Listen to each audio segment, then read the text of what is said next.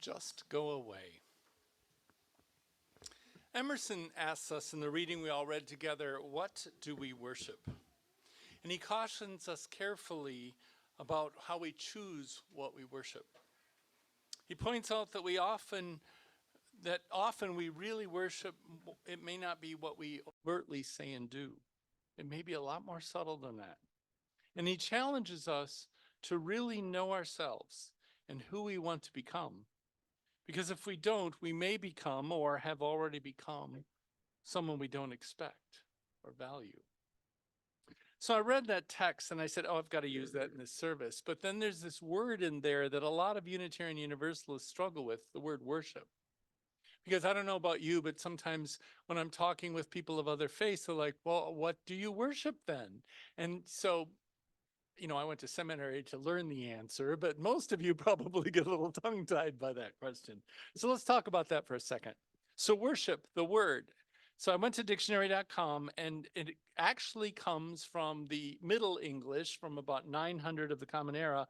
And it was two words originally, worth and ship. And ship is a suffix, not the nautical ship.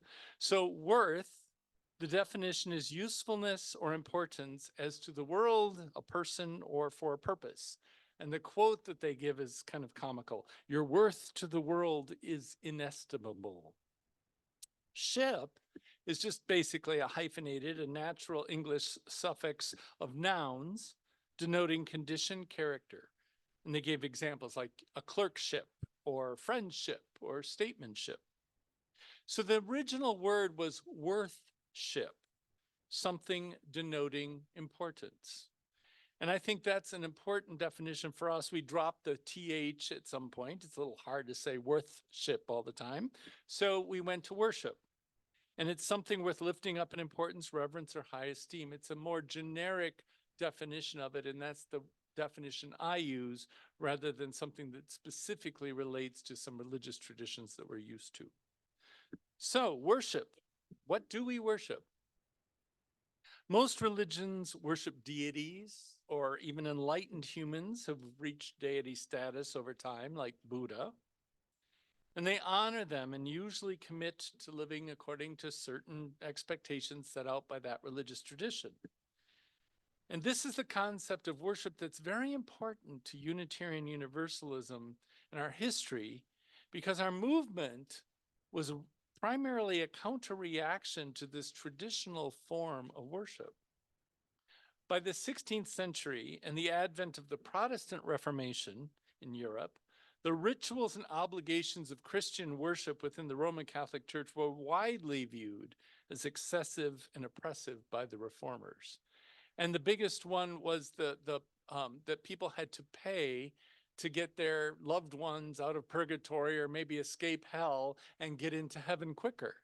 And if you have seen any movies about history at that time, and I saw a whole miniseries, I'm like, oh my God, now I get it. The hierarchy of the Roman Catholic Church at the time were the richest people in Europe. They lived like kings, they lived in palaces, they had all this property, and it was very, very, very corrupt. And at the time, they were asking people to pay because they wanted to start building St. Peter's in the way it is today in this huge, ginormous, elaborate cathedral. And so the reformers wanted the church to get back to its simple roots of worshiping God as a spiritual being, not the ostentatious and corrupt church who claims sole authority to speak for God. Well, Unitarianism, we always have to go rogue and do it our own way. In our very liberal corner of the Reformation, there was Michael Servetus. Michael Servetus took this argument for Reformation a huge step further in his widely published booklet called On the Errors of the Trinity. Now that's provocative for a title. It wasn't enough to criticize the way the church functioned. He wanted to challenge the foundational assumptions of the Roman Catholic doctrine, which had been developed 1,000 years earlier in the 5th century. His treatise focused on rejecting the divinity of Jesus.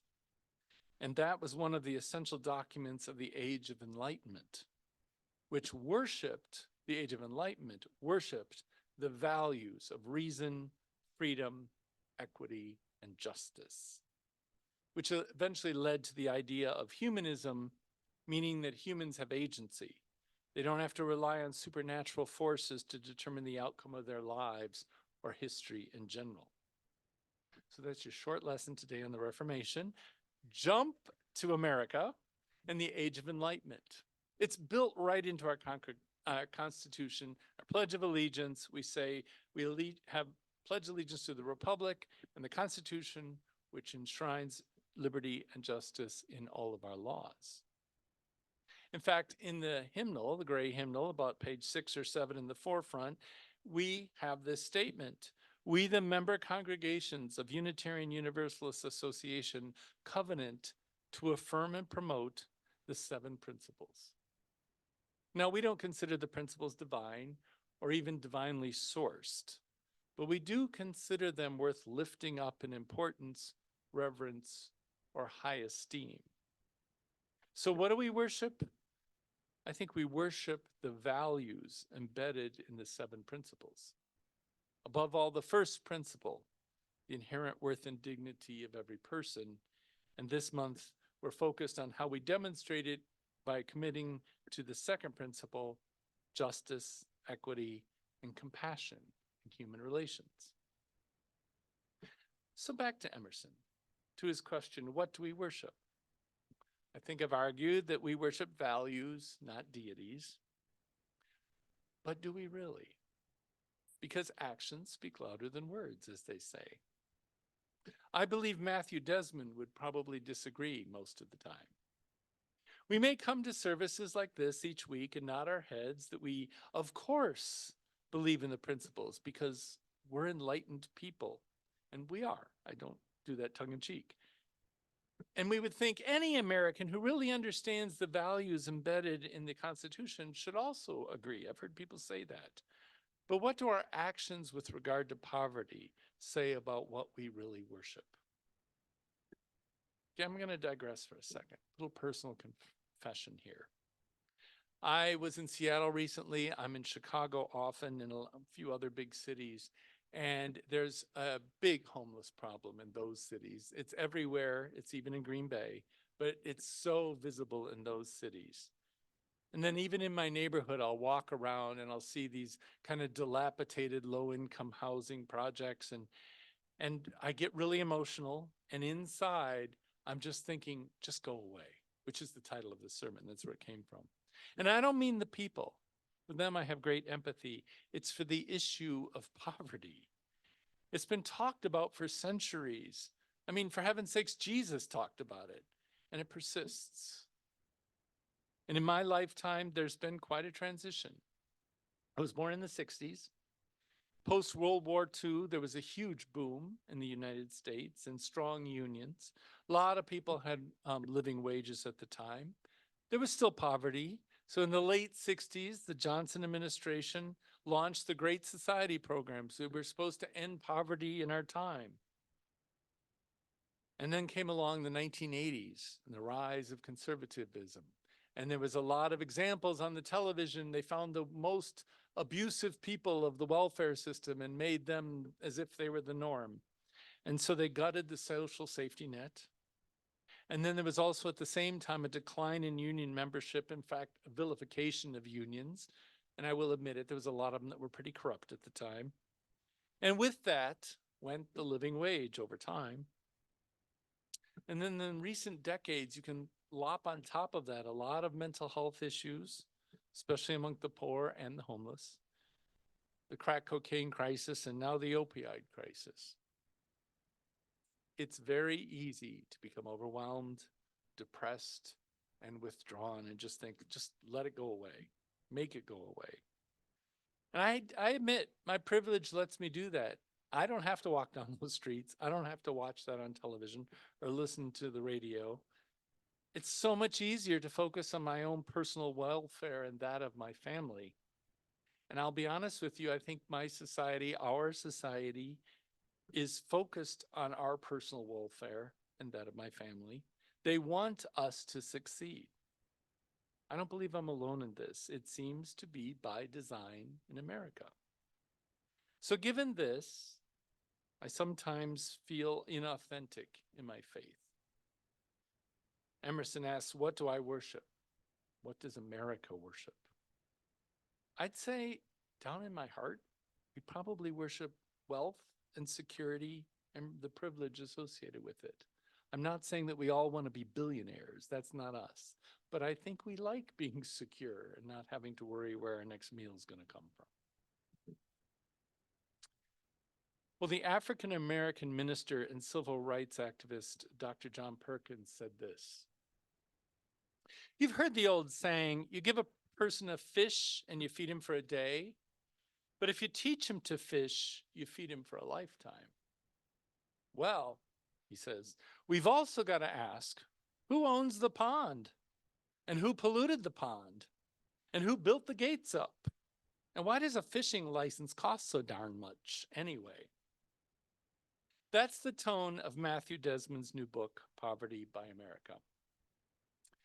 Poverty in America persists because the rest of us benefit from it, is his thesis. And he justifies this statement through relentless research, which he walks the reader through step by step. And I'm kind of a data geek, so I really liked this book. 28% of the pages in the book are his reference sources to give you a sense of how much data he uses in this book. And each chapter cites credible statistics to debunk the American myth that the poor are their own problem and a problem not worth solving. Let me give you a quick overview of the chapters. One of the things I was struck with right away, this was not an us versus them in the way he wrote it. Everything was always we. This is American society. This is our problem. This is we. So he starts in chapter 1 with outlining the problem of poverty, how bad poverty is now, and sounding the alarm to get us to take notice. A typical introduction chapter, right? Chapters 2 through 5 define the problem in terms of how we've created the mess. So the next chapter is why we destroyed the progress we tried to make in the 1960s. There's a quote in there that when the Johnson's programs were first put in place, I think in 1968, the level of people living below the poverty line was cut in half in 1 year. So it did work. And then he goes on to talk about how we undercut workers for getting a living wage, how we force the poor to pay more for everything they need to survive. And then he goes on to say how we, the non-poor, rely on welfare to grow wealth. And this is part of the reading I did earlier. A couple of interesting statistics. As a percentage of GDP, our government provides subsidies to the population in the form of tax breaks at a higher level than only France. So, you know, everybody talks about France being a socialist country and all that kind of stuff. If you look and add it all up, regardless of what it's called, we're second in the world. And the vast majority of the programs are aimed at protecting wealth and growing wealth, not to help citizens climb out of poverty. And then chapter 6, it's kind of, I think of it as bookends. So the chapter 1 was how bad it is to be poor. Chapter 6 is how bad it is to be rich. He says how we buy opportunity in general. The non-poor today have more wealth and stuff to show for it than any other society on the planet. And yet we are, lost my place a second.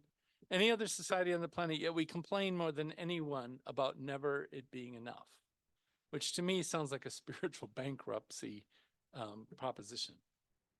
So ultimately, Desmond calls for a mass movement, and he calls it poverty abolitionists. He wants it to be that strong. Now, he knows that movements take time. So he gives us 5 of the most important actions we can take immediately. Number 1 is use influence wherever you have it. Anyone who's sitting on school boards or in faith communities can flex that influence. That's what I'm doing today. Number 2, shop and invest with companies that pay living wages. That stuff puts upward pressure on lawmakers. Number 3, I'd like you to try this. Talk about taxes differently. What if the next time your coworker came up to you at the water cooler or nowadays on the virtual meeting you're on to complain about taxes and you were like, I know, I get this thing from my house called mortgage interest deduction, which gives me like $8,000, which is insane because we have this eviction crisis in the country. Number 4, tear down the walls that protect segregation. The segregationists have been incredibly effective at defending the wall. They show up at those meetings and yell at the aldermen and gum up the process. One very fascinating statistic. We all know that in America, the middle class has most of their wealth in their home. So of course, they're very protective about the value of their home, and no one wants low-income housing moving in next door because you're probably going to take a hit. Well, there's a study in Germany. By law, you have to put low-income housing dispersed throughout the city, the town, by law. And it is built so that it matches everything in the community, and it's kept up and looks nice. And they said in Germany, there's no statistic they could find anywhere where anybody's property value fell, even though low-income housing is everywhere. So it's not about the concept, it's about how you execute it, I think is what he's trying to say. And number 5, join anti-poverty movements. Movements need lawyers and nurses and marketers and accountants. Wherever we are in life, we can apply our skills and talents to that cause. And then I want to leave this part of it with an excerpt from the epilogue. It's about half a page, but it's written so well. Whose fight is this? If you are homeless or unemployed, a person with disabilities on a fixed income, if you've been exploited and excluded, incarcerated or evicted, this is your fight. If you're an undocumented immigrant, giving this country your sweat, your very body, but receiving few rights in return, or a worker shortchanged and kicked around by your company, this is your fight. If you're one of the tens of millions of Americans scraping, pinching, living paycheck to paycheck, floating somewhere between poverty and security, this is your fight. If you're a young person fed up not only with the impossibly expensive cities and $100,000 college degrees, but also with polite excuses and insipid justifications for why things are the way they are, this is your fight. If you have found security and prosperity and wish the same for your neighbors, if you demand a dignified life for all people in America, if you love fairness and justice and want no part in exploitation for personal gain, if all the hardship in your country violates your sense of decency, this is your fight. So ultimately, why should we care? Because just go away is a cop-out. Just go away, I've decided, is what I'm worshiping in the dark recesses of my heart, to quote Emerson. As a Unitarian Universalist, I'm called to worship the principle of the inherent worth and dignity of everyone, including the poor and the homeless. As a Unitarian Universalist, I'm called to worship justice, equity, and compassion in human relations. And I know we live in a world of competing priorities. Of course we do. And we have to pick and choose. And I know my congregations well, and I know the people that make them up and what's important to them. And I bet you if I took a poll, most of us would consider climate change the biggest priority. But if poverty were our biggest priority and we acknowledge the intersectionality of injustice, we would acknowledge that the poorer someone is, the stronger the impact of climate change will be on them. This is environmental justice. It takes environmentalism a step further. And environmental justice is a close cousin to poverty. To me, we need to expand our focus and lift humans out of poverty while slowing climate change. Only then are we really worshiping our values in totality, and only then are we becoming our values. and may we be worthy of what we worship. Amen. Let's take a moment of silence.